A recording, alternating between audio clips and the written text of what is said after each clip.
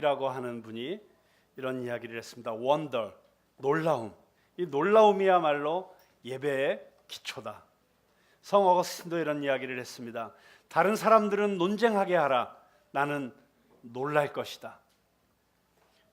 윌리엄 퀘일이라는 비숍은 이런 이야기를 했습니다. 놀라움이 죽을 때 when wonder is dead, the soul becomes a dry bone. 영혼은 마른 뼈가 된다. 네. 여러분, 하나님을 가장 기쁘시게 해드리는 일이 무엇일까요?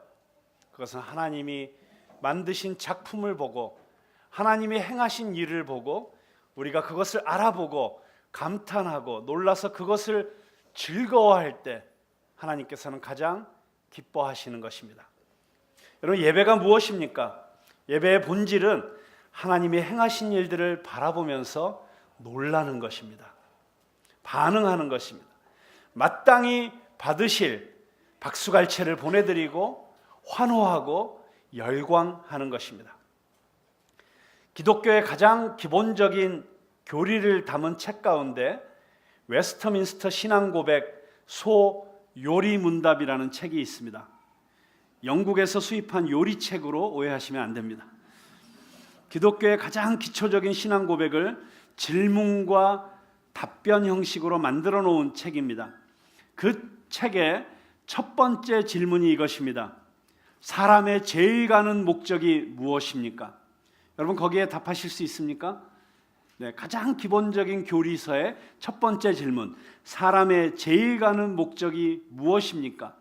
한번 마음속으로 얼른 대답해 보세요. 뭘까요? 구원?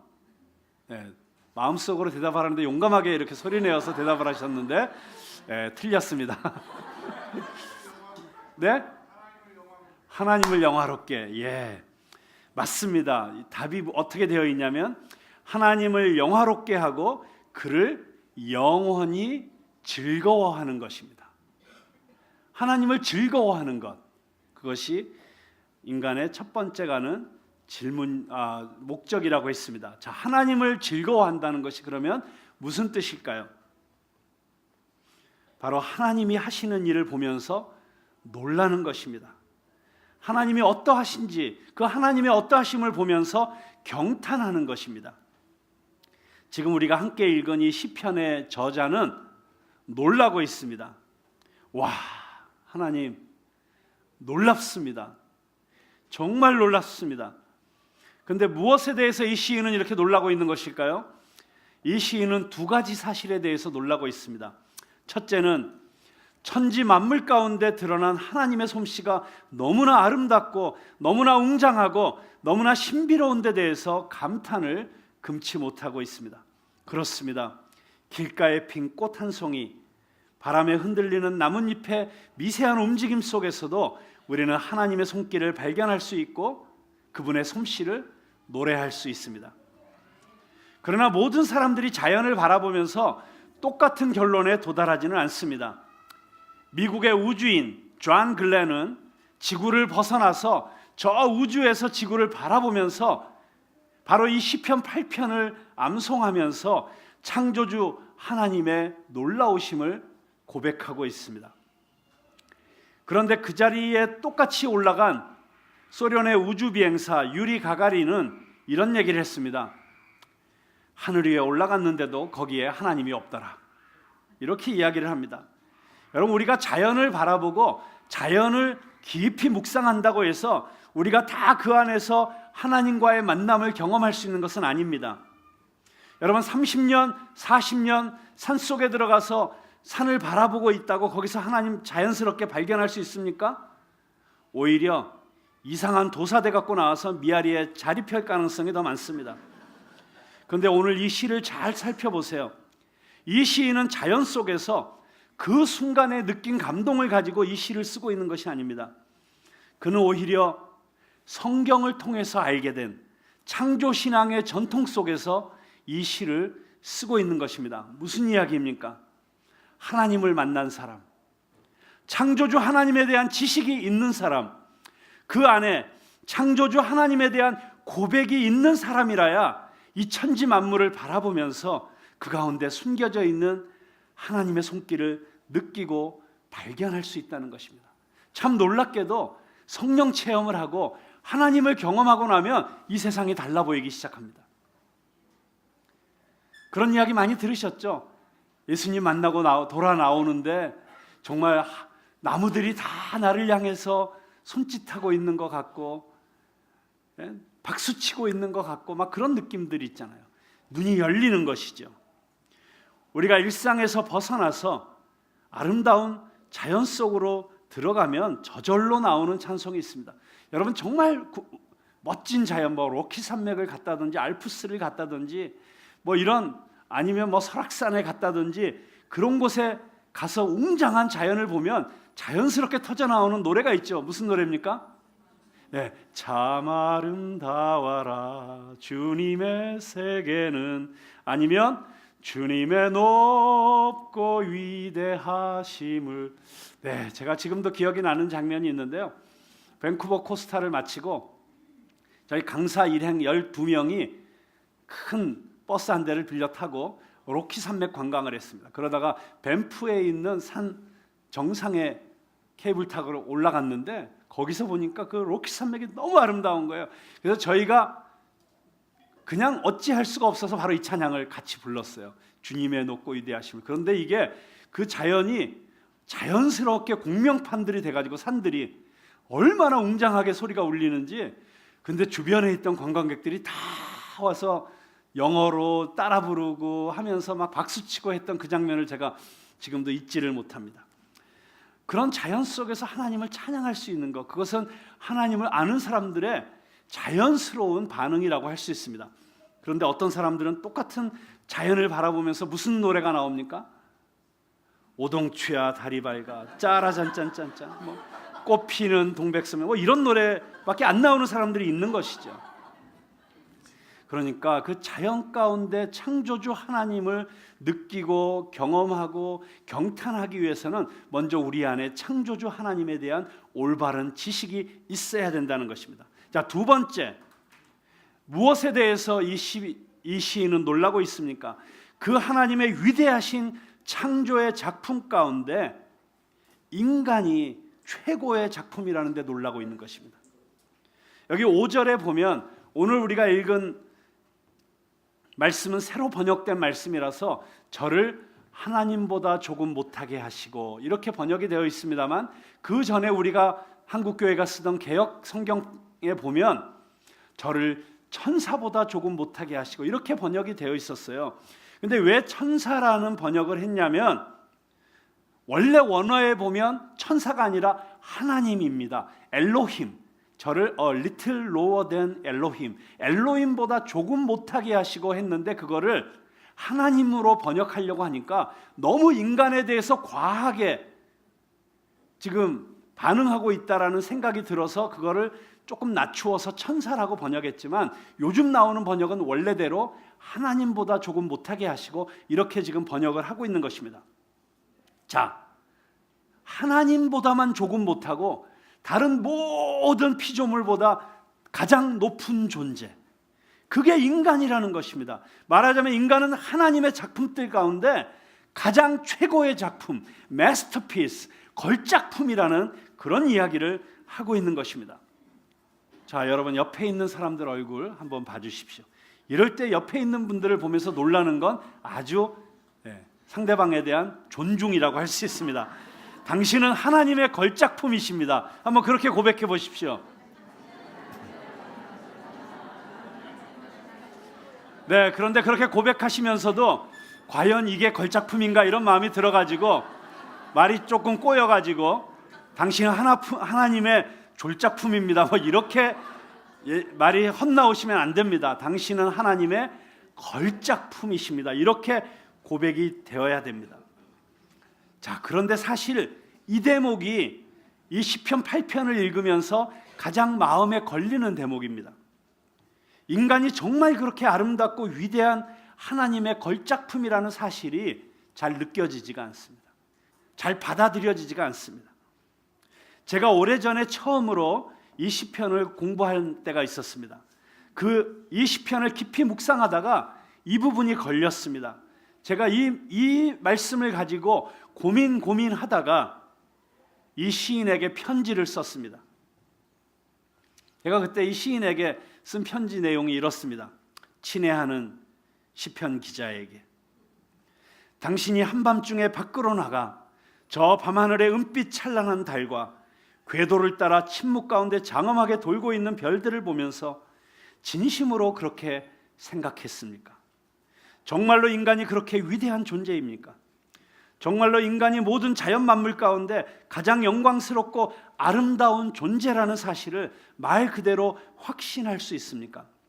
그렇다면 당신이 이 시를 쓴 지 약 3000년이 지난 지금 요즘의 TV나 신문을 볼 수 있다면 여전히 그렇게 생각할 수 있을까요? 패권과 이권을 위해서라면 수많은 아이들과 부녀자들이 죄 없이 고통 가운데 죽어갈 것이 뻔한데도 전쟁을 일으키는 인간들, 아무것도 모르는 천진한 아이들을 성폭행하고도 오히려 큰 소리치는 인간들, 사채빚 갚으라고 장기 매매까지 시키는 피도 눈물도 없는 비정한 인간들, 조금이라도 더 벌기 위해서, 더 갖기 위해서 동료 인간들을 짓밟는 인간들, 그런가 하면 하루에 단돈 300원이 없어서 굶어 죽어가는 아이들, 온갖 중독의 노예가 되어 허우적거리는 사람들,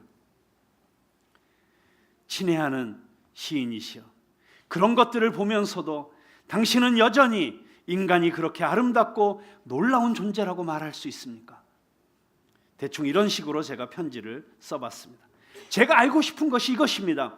어떻게 이 시인은 인간에 대해서 이렇게 긍정적이고 낙관적일 수 있을까 하는 것입니다. 우리가 살고 있는 세상을 한번 둘러보세요. 얼마나 많은 사람들이 인간의 악함 때문에 고통받고 있습니까? 전쟁, 구조적인 가난, 불평등, 인권 탄압, 착취, 다 인간의 욕심과 사악함, 죄악성 때문에 그런 것 아닙니까? 밖을 볼 필요도 없죠. 우리 내면을 한번 들여다보십시다. 우리는 비록 겉으로는 그럴듯하고 교양 있게 보이고 그렇게 폼나게 보여도 속에는, 저 깊은 속에는 스물스물 기어다니는 것들이 있지 않습니까? 미움, 질투, 원망, 교만, 더럽고 음란한 생각들, 경쟁심, 열등감. 이 시인은 이런 인간의 이런 리얼한 현실을 모르고 있는 것일까요? 그럴지도 모르죠. 왜냐하면 너무나 많은 종교인들이 종교적 체험과 신비에 빠져서 현실에 대해서는 아예 모르고 있거나 모르는 채 했던 것을 너무나 많이 봐왔지 않습니까? 현실 도피적 신앙. 여러분, 이 시인이 그런 현실 도피적 신앙인일까요? 그렇게 생각하십니까? 아닙니다. 결코 그렇지 않습니다. 그는 현실을 외면하지도 않고 도피하지도 않습니다. 오히려 그는 인간의 현실에 대해 우리보다 너무나도 더 잘 알고 있는 사람인 것 같습니다. 어떻게 그 사실을 알 수 있습니까? 이 아름다운 시편 8편을 둘러싸고 있는 시편 7편과 시편 9편을 보면 우리는 그 시편 안에서 인간이 당할 수 있는 모든 종류의 어려움과 고난에 대항해서 싸우고 있는 모습을 발견할 수 있습니다. 심지어는 이 아름다운 찬송식 가운데서도 2절에 보듯이, 자, 오늘 읽은 말씀 2절에는 무슨 말씀이 나와 있습니까? 거기에 어떤 단어가 등장합니까? 주의 대적으로 말미암아. 옛날 성경에는 원수들로 말미암아 어린아이들과 젖먹이들의 입으로 권능을 세우시며 이는 원수들과 보복자들, 원수, 보복자, 주의 대적, 이런 표현들이 등장하고 있지 않습니까? 그는 악의 존재를 잊지 않고 있습니다. 우리가 우리 자신의 죄악성으로, 그리고 우리 시대의 악으로, 사회 악으로 말미암아 고통받고 있듯이 시인 역시 그가 경험하고 있는 인간과 그 시대의 악함에 대해서 너무나도 절절하게 경험하고 체험하고 있는 사람이라는 것을 알 수 있습니다. 자, 그렇다면 저의 질문에 대한 답은 무엇일까요? 역사를 통해서 우리는 수많은 철학자들과 사상가들 가운데 인간의 무한한 잠재력과 가능성에 대해서 이야기하는 사람들을 만납니다. 그래서 그들은 당신 자신을 신뢰하라고 가르칩니다. 당신이 긍정적으로 사고하기만 하면 무엇이든지 성취할 수 있고 어떤 일이든지 가능하다고 가르칩니다. 그들은 인간의 이성이 충분히 발달하면, 과학이 충분히 발달하면 인간 스스로의 힘으로 유토피아를 이룰 수 있다고 말합니다. 끝없는 인간의 진보가 가능하다고 믿습니다. 그리고 거기서 한 걸음 더 나아가서 마침내 인간이 스스로 신이 될 수 있다고 가르칩니다. 그런데 안타까운 현실은 이런 인간의 스스로 평화로운 세상, 인간 스스로 진보된 세상을 만들 수 있다는 믿음이 가장 팽배할 때마다, 그런 믿음이 높아질 때마다 인류는 가장 끔찍한 전쟁을 경험했다는 사실입니다. 이것이 이어령 씨가 쓴 전쟁론에 나와 있는 말입니다. 어쨌거나 이 시편을 기록한 시인이 바로 그런 인간의 무한한 잠재력에 대한 절대적 신뢰를 가졌던, 말하자면 휴머니스트였을까요? 아닙니다.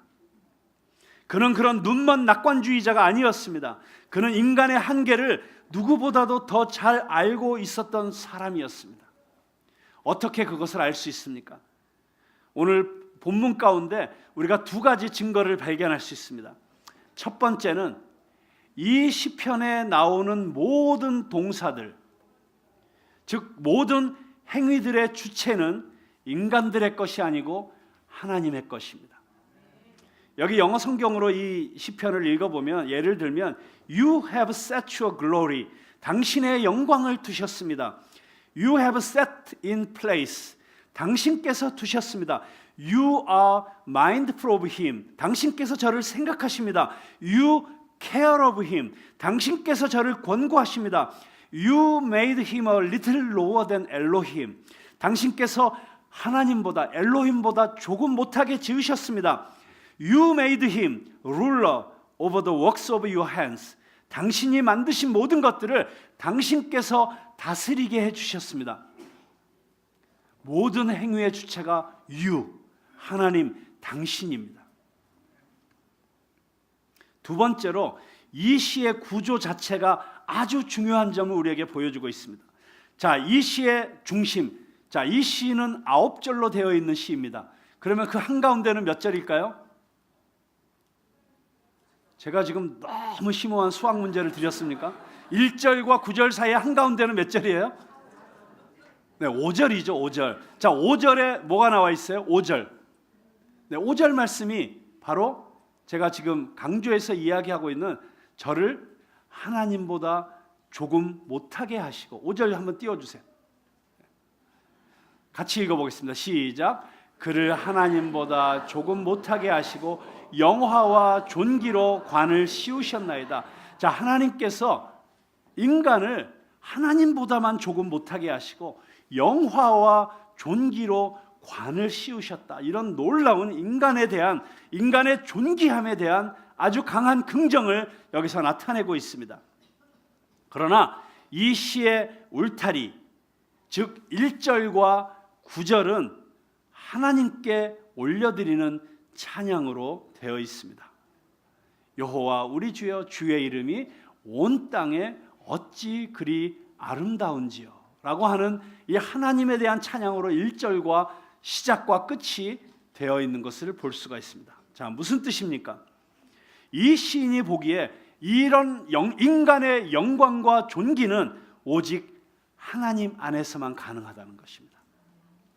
그렇기 때문에 이 시는 철저하게 하나님 중심적입니다. 언뜻 보기에는 인간에 대한 송가, 인간에 대한 찬양 같지만 사실은 하나님께 올려드리는 찬양인 것입니다. 그러다 보니까 이미 이 시인에게 질문했던 답을 얻은 것 같습니다. 시인은 왜 하나님께서 인간을 하나님보다 조금 못하게 지으셨는지, 왜 영화와 존귀로 관을 씌우셨는지, 왜 하나님께서 그의 창조하신 모든 것들을 인간의 발 아래 두시고 다스리게 하셨는지 알지 못합니다. 그것은 시인 자신도 이해하지 못할 놀라운 일이었습니다. 여러분 생각해 보세요. 저 광활한 우주와 태양과 달과 별, 그 크기와 그 넓이를 생각할 때 인간은 얼마나 작은 존재입니까? 정말 이 우주의 크기와 비교하면 이 지구조차도 먼지에 지나지 않습니다. 그런데 그 지구에 복닥복닥 살고 있는 인간이라는 존재의 크기는 정말 흔적조차도 구별하기 어려운 그런 작은 것일 수밖에 없습니다. 그뿐입니까? 저 수백 년, 수천 년 변함없이 저기 서 있는 산과 강과 골짜기들을 볼 때 인간의 생명이라고 하는 것은 얼마나 짧고 유한한 것입니까? 이 우주의 나이와 이 우주의 스케일에 비교해 보면 인간이란 존재는 한낱 점에 지나지 않고 티끌에 지나지 않게 느껴집니다. 그런데 그런 엄청난 우주를 창조하시고 그 엄청난 우주를 다스리시는 영원하신 하나님께서 이렇게 나같이 미미한 존재를 찾아오시고 당신의 마음속에 늘 두고 계시다니, 오 놀라워라. 놀라울 수밖에 없지 않습니까? 여러분 생각해 보니까 놀라우시죠? 막 감탄이 절로 나오시죠? 한번 놀라보세요. 옆에 있는 분들을 서로 보시면서 오 놀라워라. 여러분 그렇습니다. 이 시편 기자가, 이 시편을 쓴 시인이 인간에 대해서 이렇게 긍정적일 수 있는 것은 인간이 가지고 있는 이 수많은 문제들에도 불구하고 인간을 하나님의 형상으로 창조하시고 만물을 다스릴 수 있는 권세를 주실 뿐만 아니라 이유 없이 사랑해 주시는 그 하나님의 사랑 때문입니다. 그렇습니다. 당신이 가지고 있는 그 많은 문제에도 불구하고 나 스스로도 나를 신뢰할 수 없고 절망할 수밖에 없는 존재임에도 불구하고, 그럼에도 불구하고 나를 사랑하셔서 당신의 외아들 예수 그리스도를 이 땅에 보내셔서 우리와 똑같은 사람이 되게 하시고 우리가 겪는 모든 고난을 겪게 하시고 마침내는 십자가에 못 박혀 죽도록 우리를 사랑하신 그 하나님의 이해할 수 없는 사랑 때문에 당신과 나는 그토록 존귀한 존재인 것입니다. 사랑은 사랑받는 대상을 존귀하게 만드는 힘이 있습니다. 그 하나님의 구원의 사랑을 경험하면 우리의 눈이 열리게 됩니다. 똑같은 하늘이 어쩜 저렇게 눈부시게 아름다울 수가. 옆에 있는 형제의 얼굴이, 옆에 있는 자매의 얼굴이 너무나도 아름답게 보이기 시작합니다. 그래서 인생의 놀라움과 경이가 가득 차오르게 됩니다. 상황은 조금도 변하지 않았습니다. 현실은 과거와 마찬가지로 나를 압박해 들어옵니다. 그러나 왠지 모를 기쁨이 있습니다. 하나님, 인생은 정말 아름답고 살만한 것이군요. 하나님 너무 멋있어요. 하나님 짱이에요. 그래서 마틴 로이드 존스 목사님은 이렇게 말합니다. 그리스도인이란 무엇인가? 그리스도인이란 용서받은 사실을 당연하게 여기지 않고 그것에 감격할 줄 아는 사람이다. 그렇습니다. 오늘 시편 8편 말씀을 함께 생각하면서 우리는 어떻게 더 경이로움과 감격에 가득 찬 예배를 드릴 수 있는지 알게 되었습니다. 우리가 하나님에 대한 올바른 지식을 가지면 가질수록, 하나님의 사랑과 은혜를 깨달으면 깨달을수록 우리의 마음은 하나님을 찬양하고 예배하지 않으면 견딜 수 없는 그런 가슴 벅찬 심령으로 나아오게 되는 것입니다. 자, 문제는 이것입니다. 그러면 우리가 어떻게 그 하나님의 은혜를 더 깊이 깨달을 수 있습니까? 어떻게 하나님을 더 알 수 있습니까? 어떻게 지금 이 시대 가운데, 이 역사 가운데 일하시고 계시는 하나님에 대한 더 올바른 지식을 가질 수가 있습니까? 유한한 인간, 죄로 인해 하나님의 형상이 깨어진 인간은 이 무한하신 하나님의 이 질적으로 완전히 다른 차원의 존재이신 그 하나님에 대해서 알 수 없지만, 그러나 하나님이 스스로 우리에게 자신을 나타내신 그 계시를 통해서 알 수 있는 은총의 길이 열려 있습니다. 바로 하나님 자신의 말씀이신 성경, 그리고 말씀이 육신이 되어 이 땅에 오신 예수 그리스도를 통해서 우리는 하나님이 어떤 분인지 알 수 있습니다. 그렇기 때문에 여러분, 하나님을 참으로 기쁘시게 하는 예배자가 되기를 원하십니까? 말씀을 더 깊이 묵상하시기 바랍니다. 근데 묵상을 너무 주관적으로, 자의적으로, 감정적으로 하다 보면 묵상하다가 또 엉뚱한 데로 빠질 수가 있어요. 묵상 너무 깊이 하다가 이단 쪽으로 가시는 분들도 많이 있습니다. 그래서 묵상보다 더 중요한 것이 있습니다. 그것은 하나님의 말씀을 객관적으로 올바른 신학의 기준 안에서 연구하는 것입니다. 말씀을 더 깊이 연구하시기 바랍니다. 신구약 모든 말씀 가운데 예수님을 발견할 수 있기를 바랍니다. 모든 성경 가운데서 구약의 모든 절절마다 그 안에 나타나신 하나님의 구원과 그리고 예수 그리스도를 경험하실 수 있기를 바랍니다. 예수님을 알면 알수록, 그분을 더 깊이 묵상하면 묵상할수록 우리의 마음은 알 수 없는 감격, 알 수 없는 경이로움으로 그리고 신비로 가득 차게 될 것입니다. 그래서 사도 바울은 빌립보서 3장 10절에서 이렇게 말하고 있지 않습니까? 내가 알고 싶다. 내가 그리스도와 그 부활의 권능과 그 고난의 참여함을 알기를 원한다. 아니, 사도 바울이 예수님을 모릅니까?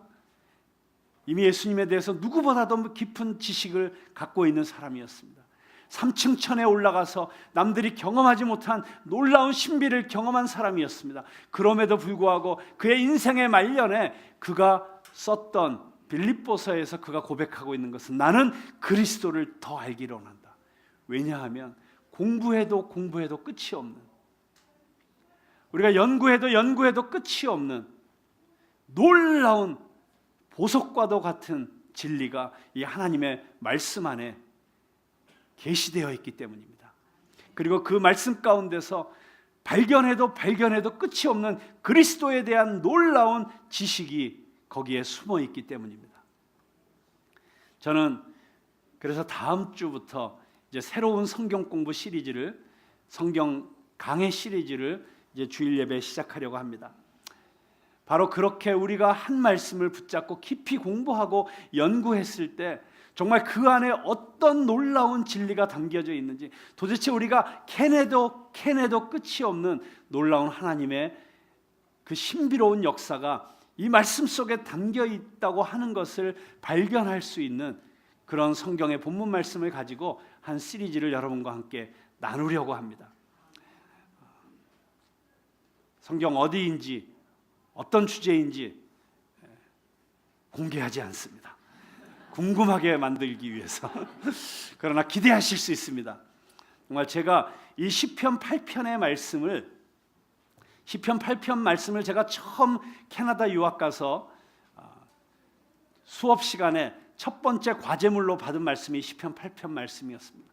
그리고 그 한 학기 동안 3개월 동안을 저는 이 시편 8편 한 편만을 붙잡고 공부하고 또 묵상하고 그렇게 해 나가면서 이 시편 말씀, 제가 오늘 이 짧은 설교 시간에 다 나타낼 수 없었던 너무나도 엄청난 진리를 깨닫게 되었습니다. 그리고 그 진리를 그렇게 알도록 가이드해 주시고 인도해 주시고 보여주셨던 그 교수님을 붙잡고 성경 공부를 해달라고 우리 같이 유학하던 한국 목사님들이 그분에게 요청을 했고, 그래서 그분이 매주 금요일 새벽마다 우리 한국 목사들을 불러놓고 성경 공부를 가르칠 때 정말 엄청난 충격과 함께 감동과 함께 배웠던 바로 그 대목을 여러분들과 함께 나누려고 하는 것입니다. 기대가 되시죠?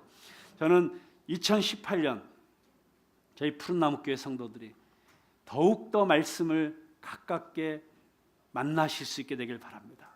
이 말씀을 더 많이 읽으실 수 있게 되길 바랍니다. 그리고 할 수 있다면 이 말씀들을 정말 여러분의 인생 가운데, 여러분의 신앙의 여정 가운데 힘이 되고 정말 보약과도 같은 그런 말씀들은 암송하실 수 있는 은혜가 있기를 바랍니다. 또 우리 성도님들 가운데 어떤 분들은 이제 성경을 필사하기 시작했습니다. 성경을 내가 한 절 한 절 내 손으로 써가면서 또 색다른 은혜를 경험하고 있습니다. 그런데 거기서 한 걸음 더 나아가서 이제는 좋은 성경 연구의 방법론들을 가지고 성경 말씀을 깊이 연구해 나갈 때 그 안에서 그냥 피상적으로 읽었을 때는 경험할 수 없는 그런 놀라운 신비, 놀라운 축복 경험할 수 있는 한 해가 되시기를 주님의 이름으로 축복합니다. 우리 말씀과 함께 가는 2018년, 말씀을 더욱 가까이 하는 2018년, 말씀 속으로 더 깊이 들어가는 2018년이 되어서 우리 한 사람 한 사람이 말씀 가운데 튼튼하게 세워지고, 이 말씀으로 인해서 우리의 믿음이 강력하여지고, 말씀으로 인해서 우리의 신앙이 능력 있는 신앙이 되는, 그래서 이 세상을 바꾸고 변화시킬 수 있는 그런 그리스도인들로 다 자라날 수 있게 되기를 주님의 이름으로 축원합니다. 기도하겠습니다.